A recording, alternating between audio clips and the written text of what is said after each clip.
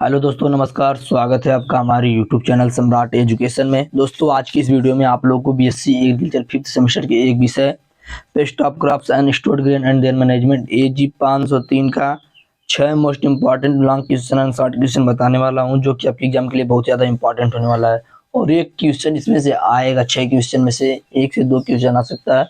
तो आप लोग वीडियो को पूरा देखिएगा। और यदि आप लोग इसका पीडीएफ चाहिए तो description WhatsApp group link WhatsApp number दिया गया है, मैसेज करके आप इसका पीडीएफ ले सकते हैं। तो आप लोगों का एग्जाम था तो कुछ लोग भाई बोल रहे थे कि सर मैराथन क्लास लाइए। तो देखिए, मैराथन क्लास लाने में थोड़ा सा प्रॉब्लम है, लगातार बोलने से गला में दर्द हो रहा है, इसकी वजह से मैराथन क्लास नहीं आ पाया। आप लोग पीछे से जो भी 5 से 6 वीडियो है उसको एक साथ देख लीजिए, उससे आपका जो है पूरा कवर हो जाएगा, ठीक है।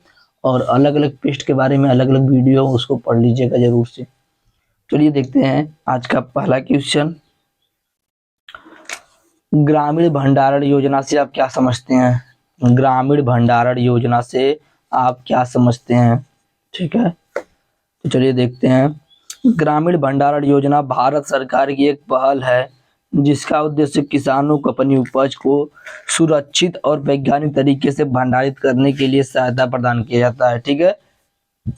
ग्रामीण भंडारण योजना भारत सरकार की एक पहल है जिसका उद्देश्य किसानों को अपनी उपज को सुरक्षित और वैज्ञानिक तरीके से भंडारित करने के लिए सहायता प्रदान करना है। यह योजना केंद्रीय कृषि मंत्रालय के तहत राष्ट्रीय कृषि विपणन संस्थान द्वारा कार्यान्वित की जाती है, ठीक है। यह जो योजना होती है केंद्रीय कृषि मंत्रालय के तहत राष्ट्रीय कृषि विपणन संस्थान नेशनल एग्रीकल्चर मार्केटिंग इंस्टीट्यूट द्वारा कार्यान्वित की जाती है, मतलब इनके द्वारा चलाई जाती है, ठीक है। तो ग्रामीण भंडारण योजना जो है, और देखिए जो मैं बता रहा हूँ आप लोगों को, अभी इसमें जो क्वेश्चन मैं बताऊंगा 3 से 4 भंडारण योजना वाले में केंद्रीय भंडारण निगम, भारतीय खाद्य निगम, राज्य भंडारण निगम, यह सब आप लोग को एग्रीकल्चर मार्केटिंग में भी पढ़ना, इसके बाद वाले सब्जेक्ट में भी। तो आप लोग याद रखिएगा, यहीं से इसको पढ़ लीजिएगा, अगली वीडियो में फिर इसको नहीं तो बताना पड़ेगा, ठीक है। तो यह जो है एग्रीकल्चर मार्केटिंग के लिए भी यूजफुल है। तो ग्रामीण भंडारण योजना भारत सरकार की एक पहल है जिसका उद्देश्य किसानों को अपनी उपज को सुरक्षित और वैज्ञानिक तरीके से भंडारित करने के लिए सहायता प्रदान करना है। यह केंद्र योजना कृषि मंत्रालय के तहत केंद्रीय कृषि मंत्रालय के तहत राष्ट्रीय कृषि विपणन संस्थान द्वारा कार्यान्वित की जाती, चलाई जाती है। आगे देखते हैं इसी में, यह जो योजना है ग्रामीण भंडारण योजना, इसका उद्देश्य क्या है? तो पहला फसल हानि में कमी। तो भंडारण सुविधाओं की कमी के कारण होने वाली फसल की हानि को कम करना इसका उद्देश्य है। बेहतर मूल्य प्राप्ति, किसानों को अपनी उपज को बेहतर मूल्य पर बाजार में बेचने में सक्षम बनाना, क्योंकि जब किसानों के पास भंडारण की व्यवस्था नहीं होती थी तो फसल करते किसान अपने अनाज को बेच देता है, जिस समय उससे बहुत कम रेट मिलता है। लेकिन यदि उसके पास भंडारण व्यवस्था रहेगी, भंडारण करने के लिए व्यवस्था रहेगी, तो वह क्या करेगा, जब इसका रेट अधिक होगा तब जाके बेचेगा, ठीक है। आगे, कृषि उपज का विपणन। कृषि उपज के विपणन को सुगम बनाना और किसानों की आय में वृद्धि करना, ठीक है। कृषि का जो उपज हो रहा है उसके विपणन को आसान बनाना और किसानों की आय में वृद्धि करना। ग्रामीण बुनियादी ढांचे का विकास करना, ग्रामीण क्षेत्र में जो भंडारण के बुनियादी ढांचे हैं उनका विकास करना इसका मुख्य उद्देश्य था, किसका? ग्रामीण भंडारण योजना का।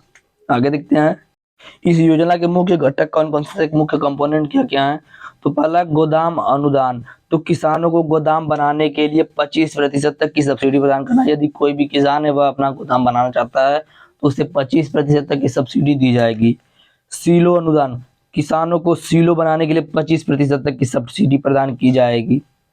ब्याज सब्सिडी, किसानों को गोदाम और सीलो निर्माण के लिए गए ऋण पर ब्याज सब्सिडी प्रदान करेगी, ठीक है। जो किसान जो है गोदाम और सिलो के निर्माण के लिए जो ऋण लिया है उस पर ब्याज सब्सिडी भी प्रदान करेगी। आगे, पोस्ट हार्वेस्ट मैनेजमेंट प्रशिक्षण, किसानों को उनकी उपज की बेहतर भंडारण और प्रबंधन के लिए प्रशिक्षण प्रदान किया जाता है। तो यह सब इसका मुख्य घटक है, किसका? ग्रामीण भंडारण योजना का। इस योजना के लाभ क्या क्या है? तो किसानों को अपनी उपज को सुरक्षित रूप से भंडारित करने में मदद मिलता है, किसानों को बेहतर मूल्य प्राप्त करने में मदद मिलता है, कृषि उपज के विपणन को सुगम बनाता है, ग्रामीण क्षेत्रों में रोजगार के अवसरों को सृजित करता है, ठीक है। यह इस योजना के लाभ थे। इसके पात्र कौन कौन से, मतलब कौन कौन से लोग हैं जो इसका यूज कर सकते हैं, इसका लाभ ले सकते हैं? तो यह योजना सभी किसानों के लिए खुली है जिनके पास अपनी खुद की जमीन है। किसानों को एक पंजीकृत किसान होना चाहिए और उनके पास भूमि का स्वामित्व प्रमाण पत्र होना चाहिए। किसानों को बैंक से ऋण प्राप्त करने के लिए प्राप्त होना चाहिए, किसान जो उसको बैंक से ऋण प्राप्त करने के लिए प्राप्त होना चाहिए, ठीक है। तो ये पहला क्वेश्चन आप लोगों का कंप्लीट हो चुका है, उम्मीद करते समझ में आया होगा। दूसरा क्वेश्चन देखते हैं। अगला क्वेश्चन है केंद्रीय भंडारण निगम के बारे में विस्तार से वर्णन कीजिए। ठीक है, तो केंद्रीय भंडारण निगम को बोला जाता है सेंट्रल वेयर हाउसिंग कारपोरेशन। ठीक है, सेंट्रल वेयर हाउसिंग कारपोरेशन या केंद्रीय भंडारण निगम। तो केंद्रीय भंडारण निगम भारत सरकार का एक महत्वपूर्ण सार्वजनिक उपक्रम है। क्या है? महत्वपूर्ण सार्वजनिक उपक्रम है जो कृषि उत्पादों और अन्य आवश्यक वस्तुओं के भंडारण और वितरण में महत्वपूर्ण भूमिका निभाता है। जो कृषि उत्पादों के साथ साथ अन्य आवश्यक जो भी वस्तुएं हैं उनके भंडारण और वितरण में महत्वपूर्ण भूमिका निभाता है। सन 1956 में स्थापित, देखिएगा यहीं पर आपको 1957 भी देखने को मिलेगा, याद रखिएगा। सन 1956 में स्थापित सेंट्रल वेयर हाउसिंग कारपोरेशन देश भर में कृषि क्षेत्र का एक मजबूत स्तंभ बन गया है जो खाद्य सुरक्षा, किसानों के कल्याण और ग्रामीण विकास में योगदान देता है। ठीक है, तो केंद्रीय भंडारण निगम क्या है? तो केंद्रीय भंडारण निगम भारत सरकार द्वारा चलाया गया एक सार्वजनिक उपक्रम है जो कृषि उत्पादों और अन्य वस्तुओं के भंडारण और वितरण में महत्वपूर्ण भूमिका निभाता है। इसकी स्थापना सन 1956 ईस्वी को हुई थी। सेंट्रल वेयर हाउसिंग कारपोरेशन देश भर में कृषि क्षेत्र का एक मजबूत स्तंभ बन गया जो खाद्य सुरक्षा, किसानों के कल्याण और ग्रामीण विकास में योगदान देता है। आगे देखते हैं केंद्रीय भंडारण निगम के क्या कार्य हैं और क्या सेवाएं हैं। तो केंद्रीय भंडारण निगम जो है 420 से अधिक गोदामों का एक व्यापक नेटवर्क संचालित करता है जो 13.5 मिलियन टन से अधिक की भंडारण क्षमता रखते हैं। यह खाद्यान्न, गेहूं, चावल, धान, मक्का, दाल, तिलहन, सोयाबीन, सरसों, सूरजमुखी, कपास, तंबाकू, चीनी, खाद, कीटनाशक और अन्य कृषि उत्पाद सहित विभिन्न प्रकार के उत्पादों का भंडारण करता है। ठीक है, आगे है वितरण। तो केंद्रीय भंडारण निगम सार्वजनिक वितरण प्रणाली के माध्यम से गरीब और कमजोर वर्गों तक खाद्यान्न और अन्य आवश्यकताओं की वस्तुओं का वितरण करता है। यह सरकारी एजेंसियों और निजी क्षेत्र के ग्राहकों को भी अपनी सेवाएं प्रदान करता है। सेंट्रल वेयर हाउसिंग कारपोरेशन या CWC की कुशल आपूर्ति श्रृंखला सुनिश्चित करती है। ठीक है, आगे देखते हैं इसकी अन्य सेवाएं कौन कौन सी हैं केंद्रीय भंडारण निगम की। देखिए इंपॉर्टेंट है जो भी मैं बता रहा हूँ। ठीक है, और एग्रीकल्चर मार्केटिंग के लिए भी इम्पोर्टेंट। तो CWC भंडारण और वितरण से पर एक कई महत्वपूर्ण सेवाएं प्रदान करता है, जैसे पैकेजिंग और लेबलिंग प्रदान करता है।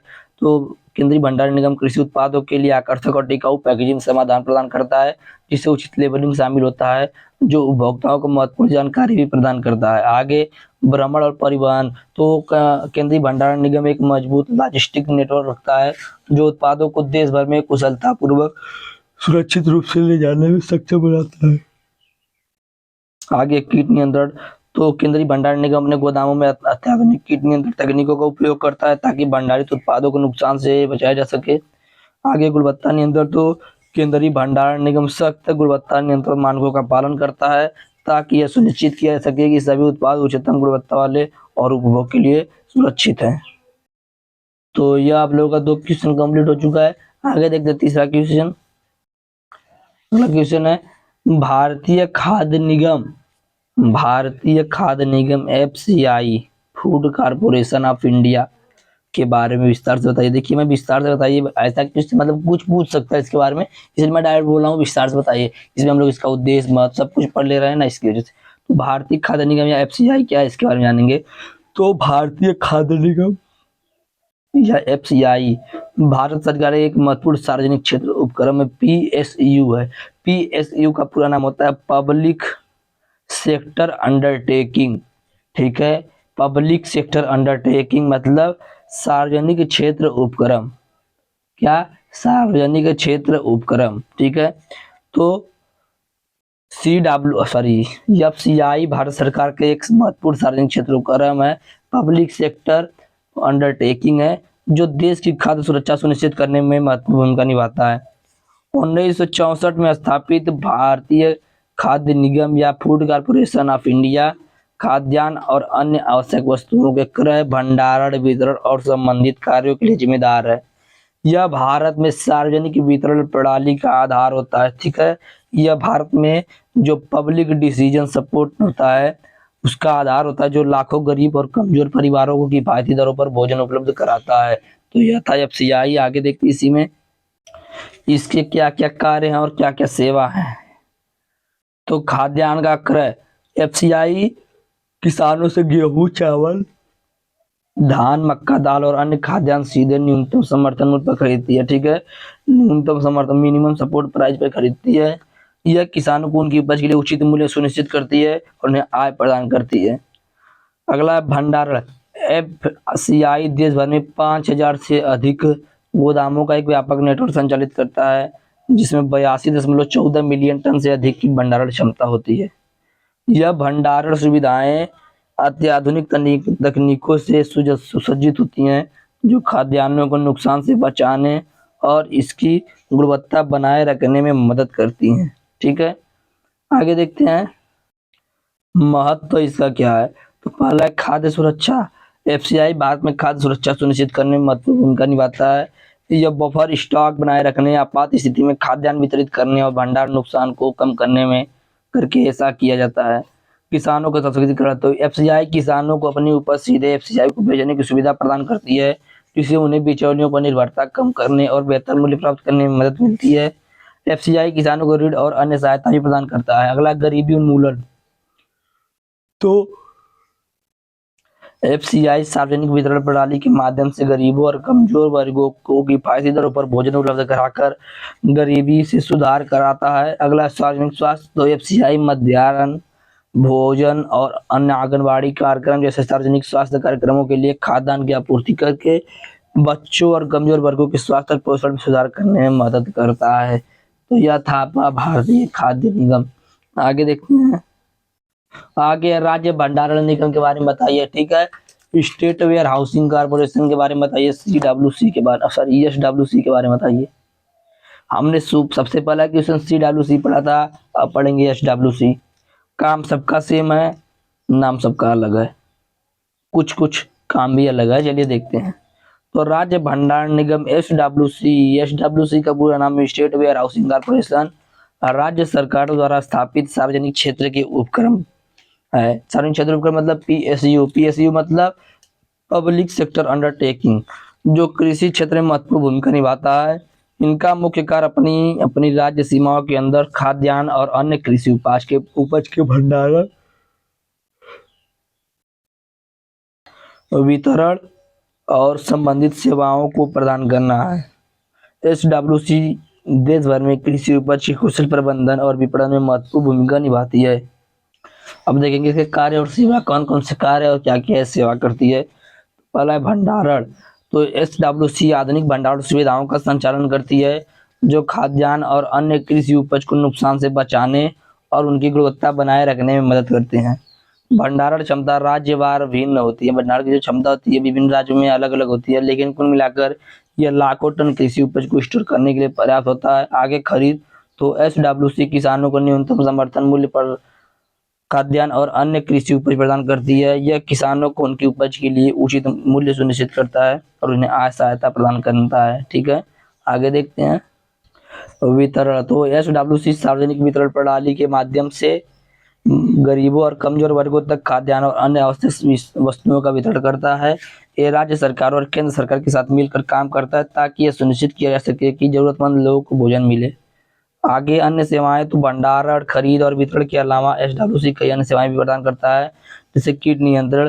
तो एसडब्ल्यूसी अपने गोदामों में अत्याधुनिक कीट नियंत्रण तकनीक का उपयोग करता है ताकि भंडारित उत्पादों को नुकसान से बचाया जा सके।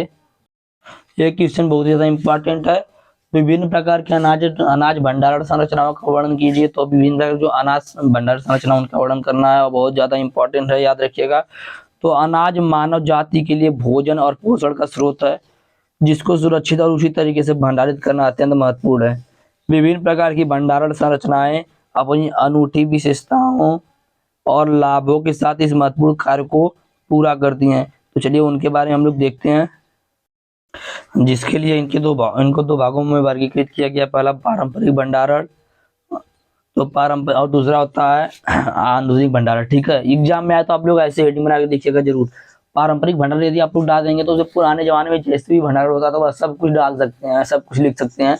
नए तरीके से लिखेंगे तो उसमें नया तरीका जो आप लोग देख ही रहे हैं, तो इसलिए यदि ऐसे बना कर लिखेंगे, ऐसे मतलब पॉइंट से लिखेंगे ना कि आधुनिक भंडारण और पारंपरिक भंडारण, तो अच्छा रहेगा, बहुत अच्छा इफेक्ट पड़ेगा। ठीक है, तो पारंपरिक भंडारण कौन कौन से हैं। तो पहला भूमिगत भंडारण। तो यह प्राचीनतम और कम खर्चीली विधि है। यह जो भूमिगत भंडारण थी यह प्राचीन, पुरानी और कम खर्चीली विधि है।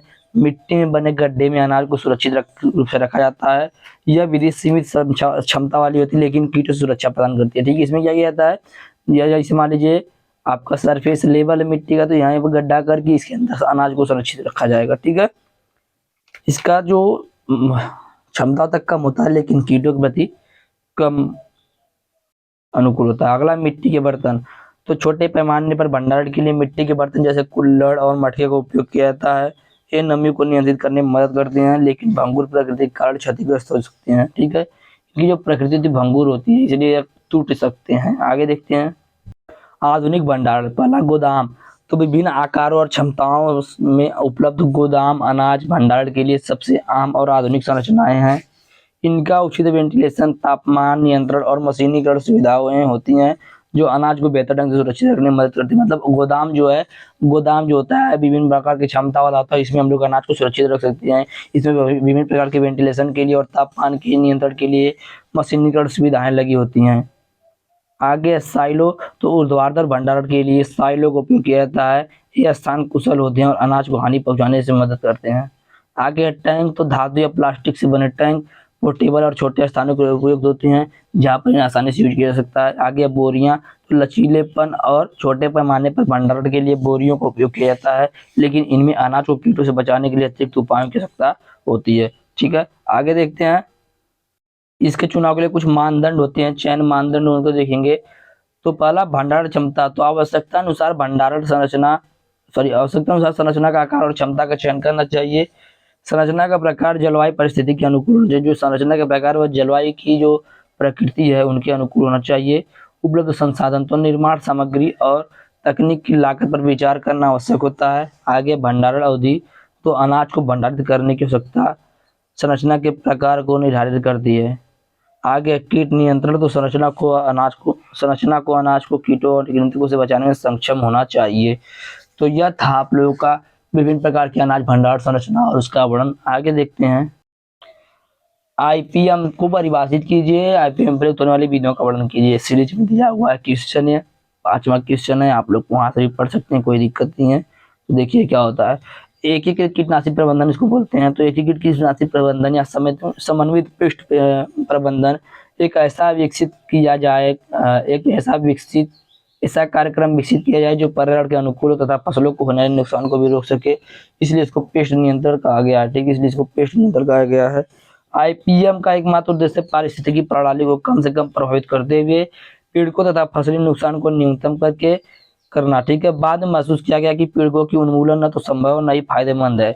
इसी के कारण प्राकृतिक शत्रुओं की संख्या इस प्रकार समन्वय स्थापित करता है कि पीड़कों की संख्या आर्थिक नुकसान न पहुंचा सके। एकीकृत कीटनाशक प्रबंधन का उद्देश्य है कि फसल का अधिकतम रक्षा करना, रोग फैलाने वाले आईपीएम पीड़कों की संख्या पर नियंत्रण करना। नहीं समझा, कोई दिक्कत नहीं है।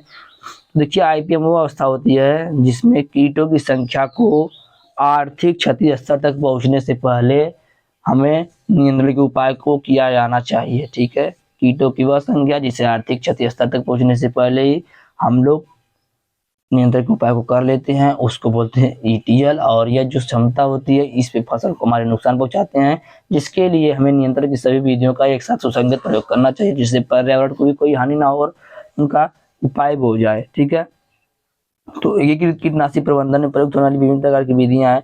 जैसे यदि आपके खेत में या कीट लग गए तो इसके प्रबंधन के लिए कौन कौन सी विधि है। तो पहली सस्य विधि। ठीक है, तो मैंने बताया सभी विधियों का एक साथ सुसंगत प्रयोग, तो सभी विधियों का सुसंगत प्रयोग किया जाएगा। इन विधियों के अंतर्गत सस्य क्रिया सम्मिलित है जिन्हें घटा बढ़ाकर कीटों का आक्रमण कम किया जा सकता है।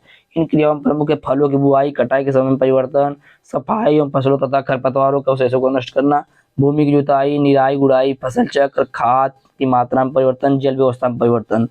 भौतिक विधि कौन कौन सी है। तो तापक्रम, आर्द्रता, ध्वनि, ठंडा या सर्दी, प्रकाश, ऊर्जा का उपयोग कीटनाशकों को मारने के लिए किया जाता है।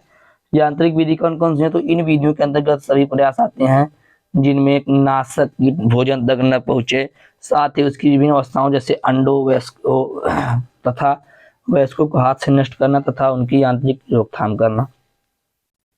जैविक नियंत्रण। तो इन विधियों में नाशक कीट के प्रकृति में पाए जाने वाले सभी छोटे छोटे प्राकृतिक शत्रुओं को खोजकर प्रयोगशाला में अधिक संख्या में पालकर नाशक कीट के नियंत्रण के लिए उपयोग में लाया जाना। प्राकृतिक शत्रु में परजीवी कीट, परभक्षी कीट, सूत्रकृमि, बैक्टीरिया, कवक और वायरस सम्मिलित किए जाते हैं। आगे फसलों में कीट प्रतिरोधी जातियों का विकास करना। तो कीट प्रतिरोधी जातियां कीट के प्रबंधन के लिए एक नींव है। इनका सफल उपयोग तब होता है जब इन्हें परंपरागत शस्त्र विधियों, जैविक विधियों के साथ उपयोग किया जाए। निम्न आर्थिक मूल्य स्तर की फसलों जैसे ज्वार, मक्का, बाजरा तथा मोटे अनाज में कीट प्रतिरोधी जातियों का उपयोग कीट नियंत्रण का प्रमुख साधन होता है। आगे रासायनिक विधि।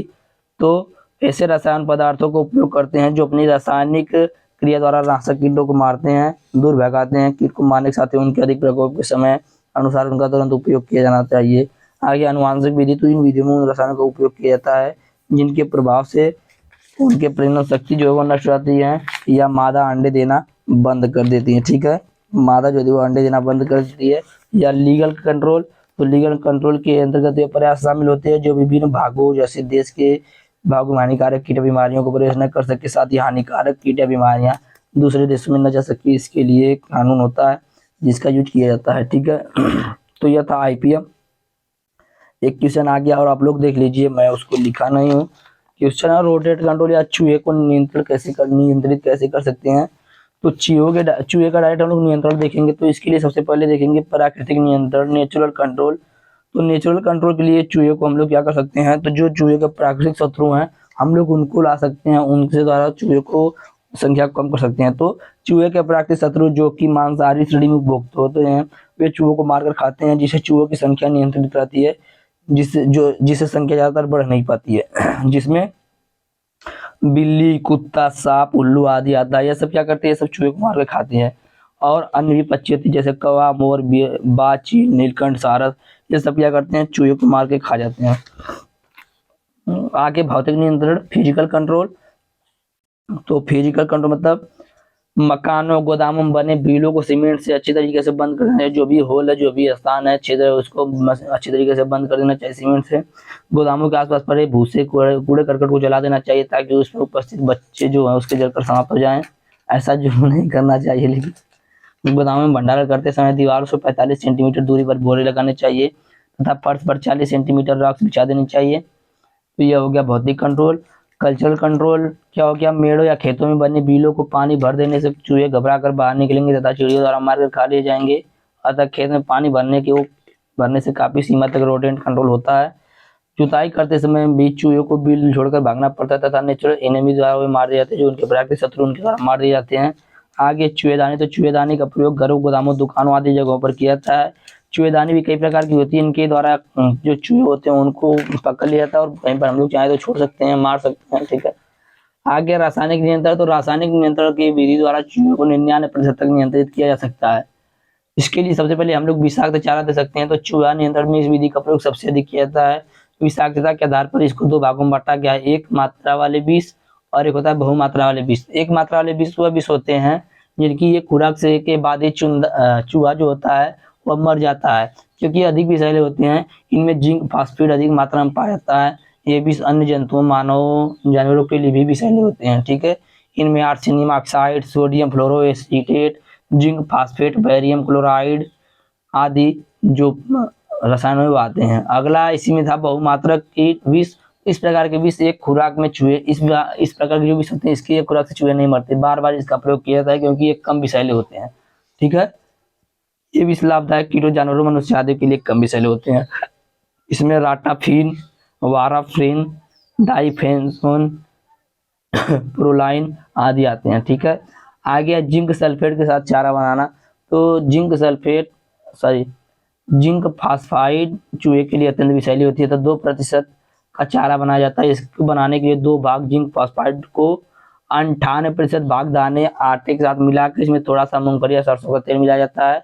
विषाक्त चारा 10 से 12 दिन ग्राम प्रति बिल के लिए काफी होता है तथा बिलों को बंद करना अत्यंत आवश्यक होता है। घरों में इस चारे को बच्चों से दूर रखें।